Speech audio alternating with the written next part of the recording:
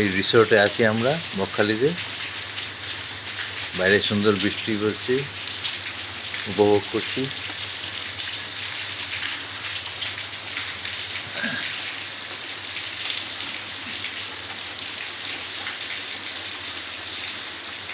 এখন আমরা ব্রেকফাস্ট করে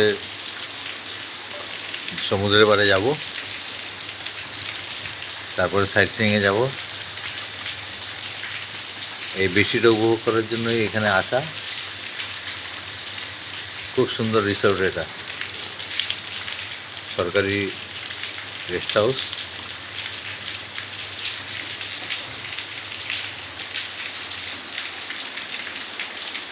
এই যে বিল্ডিং আছে এখানে,